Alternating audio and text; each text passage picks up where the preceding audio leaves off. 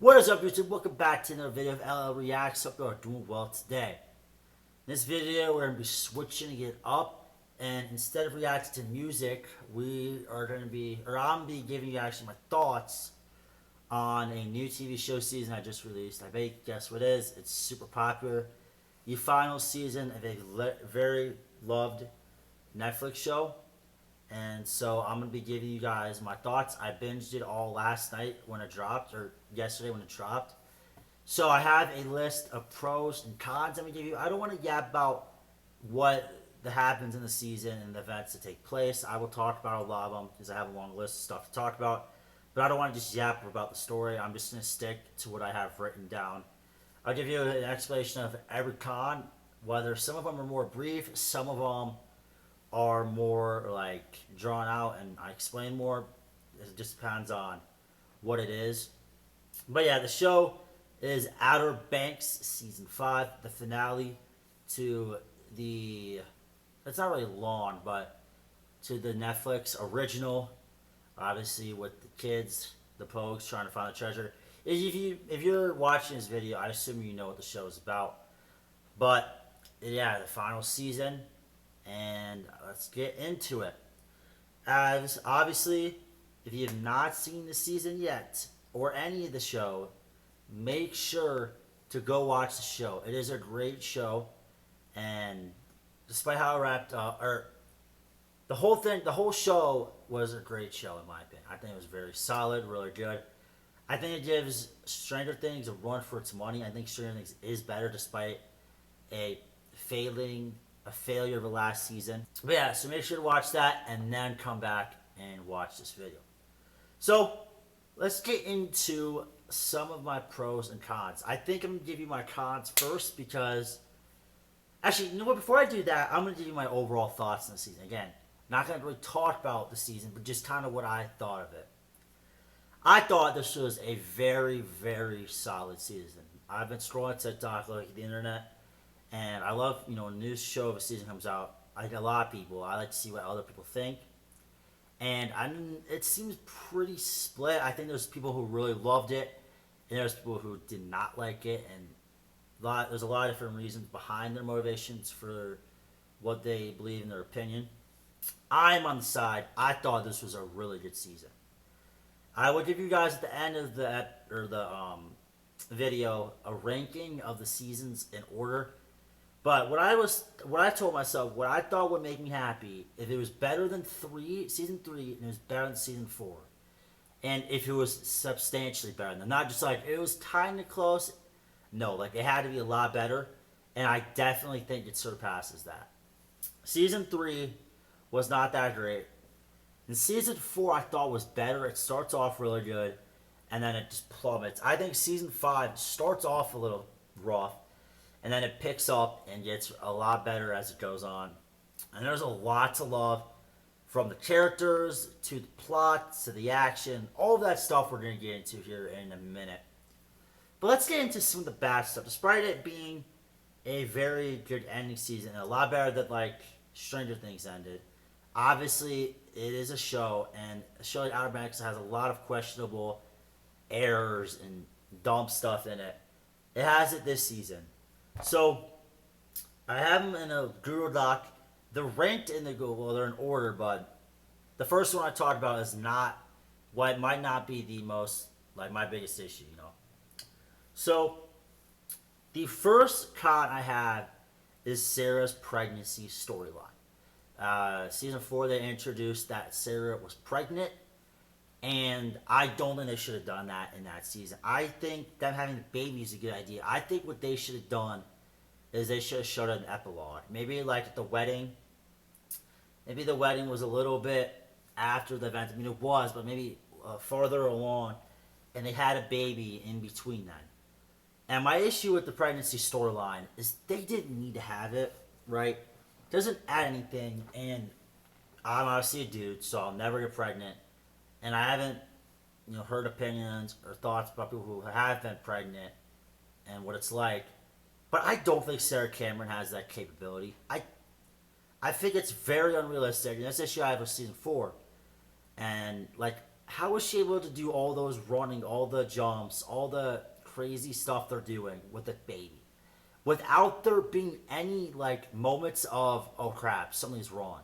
The only thing is when they meet her mom at the dock and she passes out. That is the one time in season 5. Maybe there was a few more like smaller moments, but you think if she's pregnant and for that long, like she didn't look that pregnant. And I don't know how long season 5 spans, like from the first episode to the last episode before the epilogue, how long that time frame is. Even with season 4, when she announces that she's pregnant, what I find it hard to believe, she didn't have any issues. She was able to have the baby. Like she's running all over the place, the sand dunes in season 4. I just find it kind of realistic. My issue with that is you did not need to bring that into the show. You really did not need to bring in a baby when it's not even in the show until the very end. So in my opinion, that shouldn't have been a thing. Number 2, I wish there was more Poe versus Cook drama. One of my favorite things in season 1 is the Cook versus Poe beef. All the fights, all the guns being pulled at the parties, all the relationship drama. And even we got in season 4 Dream Out. We didn't get, actually we got a Dream Out every season besides this one. I feel like there wasn't many moments that the guys just not hate liking each other, the two groups. And I think obviously part of that is that the Pogues are definitely a lot more focused on getting the Blue Crown and all that stuff.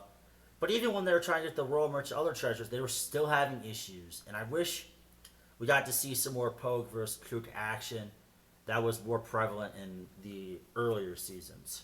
Number 3, I did not like Pope's main storyline and plot line in the first half being him being a stoner. It's not like Pope. I feel like we know he's a very smart man, and well, I mean, he doesn't make a lot of smart choices for none of the characters do, but I just didn't like that's all he had, I thought, substance-wise, in the beginning, was that he was a stoner. And then luckily, when Cleo comes back, she kind of gets into his head, and he realizes to stop, and he does. But just him being high all the time and smoking and doing all that, like, I was not enjoying that too much. Number 4 is I did not like Kiara in the first few episodes. Now, there's also split debate on this I've seen on TikTok. Some people think she sucks throughout the entire thing. Some people just don't like her in the start. And then some people, I think, don't mind her throughout the whole thing. I don't think she's good in the first few episodes.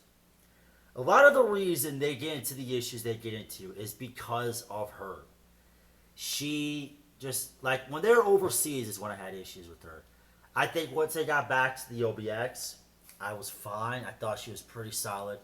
I did not like her decision making. Her sneaking around and leaving the group, splitting up, having a gun. She gets the cops, like, she falls for Groff's trick. She gets the cops called on him. Ultimately gets him arrested. She should have killed Groff, but didn't shoot him. And, like, I just feel like, why wouldn't she kill him? Why wouldn't she shoot him? What is stopping her, right? Because clearly she does not care about legal problems. She has broken tons of laws, all of them have, and she literally did stuff like that earlier in the season. So I don't know why she didn't shoot him dead. I think that's one of the things people are highlighting and why they don't like her, and I totally agree. Again, she gets them in prison, and then gets Cleo sent back to Nassau, and all this stuff. She takes dumb risks. She gets like JJ's behavior. Kiara's a lot more reckless, and not say she's not reckless throughout the show, but I feel like that was the most reckless she's been, and I did not enjoy it that much. At number 5, kind of go along with Kiara, and this is a complaint I know a lot of people have with the show, and this season, is a dumb decision by characters. Kiara, I think, holds a lot of the weight, but they just, all the sneaking around and all the dumb choices they make is not, like, why would they do that? They're in their 20s. You'd think they'd learn. They've been hunting treasure since they were teenagers, and they still haven't figured out how to make smart choices. And again, that's a huge complaint a lot of people have. Number 6 is too many fake outs. This is one of the biggest complaints I have. And actually, my biggest complaint was Stranger Things season 5. This one, Outer Banks doesn't have this big of an issue, but that they didn't kill anyone off, like major. Outer Banks, I'm not going to complain about that because they killed JJ, that's fine. But there's too many fake outs. With the Kiara death, and kind of plot armor has been one of my biggest issues with the show. Season 1, when Jobby gets pushed off the freaking treehouse, probably should have suffered more injuries than he did. Sarah Cameron, same thing. When she got shot in Nassau, should have suffered a lot more consequences and been a lot more hurt than she was. She was fine a few hours later. The stuff with Kiara, I don't know if she should have survived that. And that also goes along with the complaint that I have that I'll mention later that really gets to me sometimes. And then you have the stuff with, like, even with the JJ bringing JJ back with the crown, that's kind of the same thing, faking you out. The stuff with, I'm trying to remember some other times, like even with Groff when Kiara stabs him and it's a dream. Just a lot of stuff like that, and I wish there was less of it. And again, that's an issue that has been around this entire show, unfortunately. The number 7 complaint I have is I did not like any of the other villains besides Groff. I thought there were too many, especially the drug dealers. So, Groff I didn't really like in Season 4. I thought he was a weak villain. However, I do like him in Season 5 a lot. But that one chick, and then the Finch guy, I can't remember. The guy starts with the F, that one of the Blue Chronicles is that daughter. I didn't really like them that much. And I got the biggest issue, though, I said 2 complaints in one, is that, and I think the bigger complaint is that there's too many villains. The drug dealers especially. There is really no reason for them to be in the story. Like, it was kind of dumb for Jobby to take that anyways. That's a dumb decision. I mean, if you know it's weed, why not, why sell it or whatever? You know what's going to happen. And I feel like they really did not need to be there. They're kind of just there for useless plot stuff. And I also thought they were in it too long. Like, there was multiple times where I was like, especially when the Jose guy, I think, the leader, when he got arrested, I wish all of them got arrested and that was it. Wrap it up. We're done. Obviously, we don't get to see Sarah's mom because of that, some other stuff, but, or we actually, yeah, we could have. I think that would have been how you should have done it. Number 8 is it wasn't as funny as the previous seasons. Outer Banks has had some very funny humor, especially when it's the main kids hanging out, goofing off. And the main reason for this is obviously JJ. He's not there, and he was the big comedic relief this show had. So when he's not there, there's not going to be as much comedy. It's not like they gave any of the other characters comedic stuff to do. So there was some funny moments, but it was a little more serious. And I don't have an issue with that, but at the same time, like, I like the charm and the funniness that the show has had. Funniness isn't going to work. Okay. My 10th issue, this is a really big one I have that kind of goes on with fake outs, is too many coincidental moments. And a lot of shows have this, I'm not going to lie, and it kind of bugs me. Like, all the times when someone's about to get killed or someone's about to die, and then randomly a character's come out of nowhere and save them. Like, not much explanation. A big example is when Groff was going to go kill Key or whatever, and then I think it was Rafe, who stopped him last second, like randomly, and then when Key was about to die, they save her last second, and then even when Key was about to die at the finale, they save her last second. There's a lot of that stuff that they did. No, a huge coincidence is when Jobby and Sarah are in Sarah's old home, and they're in the attic, and then somehow Groff's in there. Like, I was super weird. Like, the timing just does not make sense to me. And that's the show. I think that's the issue a lot of shows have. And that maybe just be me nitpicking. I wish we saw more of JJ's grieving, like people grieving at JJ's death, especially by characters like Sarah and Cleo, who seem to not really care as much. That's what I think a lot of people have complaints about, is that they did not seem to care that much that he died. They did not show much grief. There were some moments, obviously, like when They have Sarah's birthday and they're staring at his picture light on fire. But other than that, and even John B, a lot of people complain about he didn't have enough motion for the fact his best friend since like the first grade got brutally murdered because of Treasure. So I think that is a valid play, and that is one I have myself. Number 11, a huge issue for Outer Banks. This might be my top three biggest complaints. Too much repetition. And I think that's what has a lot of people lost in the story and the show in general, the entire show is this, right? Because this is what the show is, a breakdown. Kids find much treasure, they lose it to a villain. They find another treasure, they lose it to a different villain. They never find the treasure. It happens again. They get the Blue Crown, it gets stolen in the end of season 4. Then they find it again, it gets stolen again. And it's just a cycle and it's repeated and repeated. And it gets boring. And again, all the fake outs too is too repetitive.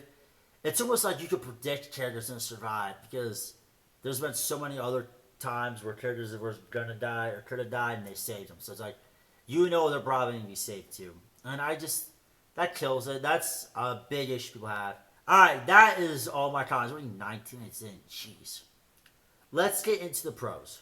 My number one pro, I love how much they're in the Outer Banks. And it captures the vibe that makes season 1 and 2 so great. And most, like the beginning of season 4, really good. Is the best part of the show is when the kids are in Outer Banks, right? Getting treasures, going to parties, chilling on the water, celebrating, having fun. And I don't really like the stuff when they're overseas. And luckily, this season had the first 2 episodes, and then like the 9th one, or was it the 9th one that they were? Yeah, 9th one. I forget even where they were, but I like how this season is mainly in OBX. That makes it great. And I also kind of like to see the town's reaction to the riot, what happened before, and how they're still pissed off about the Pogues and how they caused it. And I like to see the fall of that stuff. Number 2 is, I know a lot of people for some reason don't like this, and I don't know why. Is that one of my biggest things that I'm glad did not happen is that JJ didn't come back. I love JJ. I think he's my favorite character, despite how the many times he screwed his friends and screwed the Pogues. He's still the best character, but come on. It would have been ridiculous if they brought him back with the Blue Crown and Magic, because this show, I mean, I'm not going to say it's been hella realistic. I don't think it has, but it hasn't, had crazy natural superpower stuff going on like Stranger Things. Like, Stranger Things obviously get away with it. But this show has been pretty realistic and, something that could maybe happen in real life. It wouldn't, but using the Blue Crown to get him back would have killed it. And I know a lot of people bitch, or I saw some discourse, people complaining that they spent almost the entire season convincing us that JJ might come back or not come back. I don't understand the argument for that. Why do you really think they were going to bring him back? That's kind of dumb. I didn't think they would have. Well, actually, not until they used the crown, and then I thought they could have. But if you think the whole season that was happening, then I don't know what to tell you. That's on you. Number 3 is that the finale wrapped the show up really nice. I think this is actually one of the best finales. I think you could argue the second place. I love how it ends with the worst storm they've had this entire show, in my opinion. I mean, I don't really know what actually comes close. I mean, it's hurricane, for crying out loud. And I love kind of the effects and the evacuation. And it was actually really cool to see them in that environment and how they adapt to it, how they deal with it. And it kind of ends with how it starts, too. Because remember, the first few episodes, they have a big storm. Might have been a hurricane, actually, that wet power. It wasn't nearly as devastating, not even close. But I love the finale. I love that vlog, the wedding. One of my favorite moments, arguing the show, I think, is when John B's at his wedding. And it's that, like, one shot of him, like, walking around and talking to people at his wedding. Like, Shoop, Rafe, a Pope eventually. Key's parents, I believe, are in there. His teacher, I think, is in there. Rose might be in there. I forget everyone who's in there.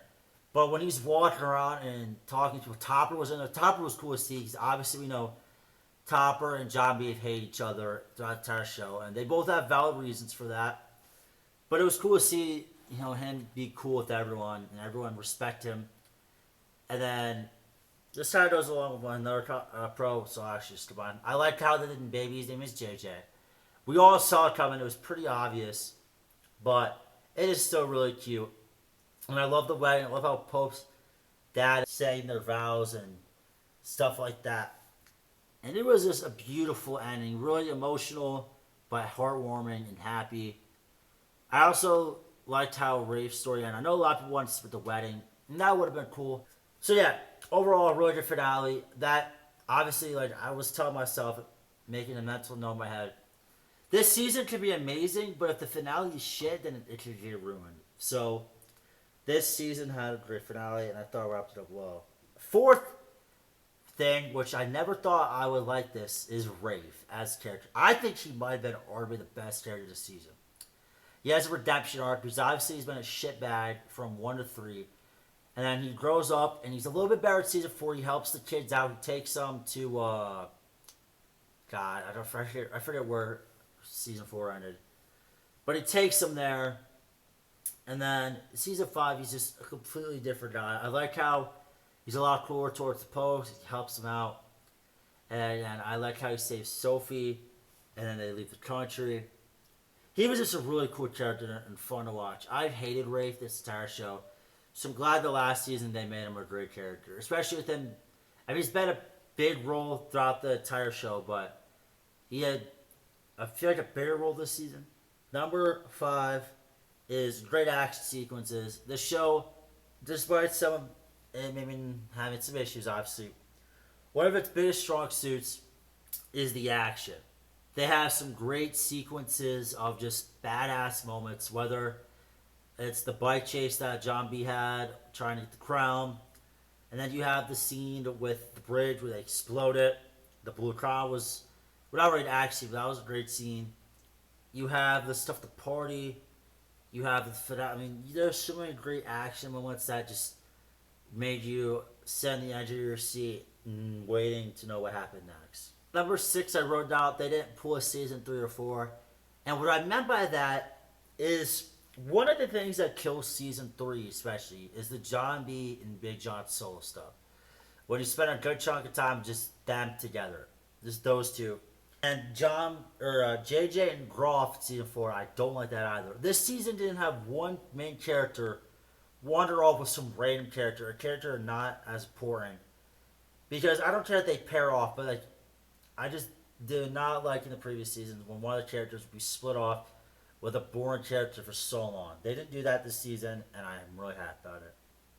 So, I mentioned this earlier, but Groff was a lot better of a villain. I thought he was a lot more interesting. I liked how smart he was, how like evil he was, and I just thought it was a great final villain. This is my biggest compliment about the show. It's not my favorite thing. Jesus. About the season. It's not my favorite thing, my biggest compliment. Call me crazy, I don't think this season needed JJ. I think this season, being as good as it was on JJ, was what impressed me the most. Because in episode 1, after episode 1 came out, because I watched it early, before the whole season came out, my biggest concern for the rest of the season was how are they going to deal without JJ? Because you could feel his mystic presence in episode 1. And that you can't throw out the show or the season still with the lack of humor he brings and the charm. But as I was mentioning earlier, that the characters feel like they take some of his traits, so he's still there, just in different characters. And I think they did just fine without him. I'm glad they didn't do any stupid shit just to bring him back to make people happy. I think it succeeded definitely without him, which I did not think it would. Or definitely not to the extent it did. So I'd like to see Rafe and Sarah's mom. We got to see her in Louisiana. And then she's at the wedding. I do wish Rafe got to meet her and Wheezy. But it was cool to see some background and just give us more reasoning to hate than we already do. As I like Shoop finding out about JJ's death and how he reacts to it. So, In episode 1, obviously, Rafe calls Shoop and tells him JJ's been killed, and it shows Shoop crying. I think that's a sweet moment because obviously Shoop has kind of made it seem like he hates JJ throughout the show because all the shit he's done, all the trouble he's caused. But he says that he's gonna miss him, and I thought that was really sweet. I definitely grew on Shoop as the show went on. I love the flashbacks showing from previous seasons and seeing JJ and Kiara in first time meeting. That's how the show starts. Is JJ and Kiara meeting? JJ helps Kiara tingle Dolph, I believe, something like that. And then the flashbacks to the show, like in the end, especially when Kiara's about to die, when it's the characters together, just having a good time in the OBX and all the best highlights and the best moments. I thought that was really sweet to see. And I love when shows did that. Shinley's kind of the same thing going with Will when he got his powers. It was cool to see the Pogues win in the end. And I think getting them the Blue Crown would have been the cherry on top. But to see them get married, to see them get $40 million, to find the goal that started it all, I thought was really nice and neat to see. I mean, I love these characters. I'm glad they finally got their happy ending, despite all the hell and stuff they went through. Anyways, that is all of my pros and cons. I know there was a lot of yapping, but I wanted to be honest and give you a lot to think about and just a lot. I hope you guys can give me your thoughts and opinions on it. Let me know what you think. Now, as I said, I'm going to be giving you guys a ranking of my season ranking. I'm not going to go give you a reasoning why. I'm just going to say the season. So, from worst to best, worst season 3, second worst season 4, middle of the pack season 5 at third place, season 2 number 2, season 1 number 1. I think season 1 is 90% of the fans' favorite season. I think season 2 is probably 75% of some people's favorite, and I know a lot of people think season 3 is the worst. So, yeah, that is my thoughts on the new OBX season. Again, I was very impressed. I know I said a lot of cons, but as I mentioned, the pros outweigh it, and I thought this was a great way to end the show and blew my expectation out of the water. Because I know a lot of people did not have the most faith in this season. I had a little bit more faith than most people, but I did not think it was going to be this good, for sure. So, good job to Josh Pate, I believe that's the writer or the director or whatever, and to everyone who worked on that show. And I'm sad it's ending, man. The fact that Stranger Things ended last year in such a rough note. I'm glad OBX got a bounce back. And I know some people don't think that, but to them, screw off. I'm just kidding. But that is all I got. I hope you all enjoyed this video, and I will catch y'all in the next one. Peace out.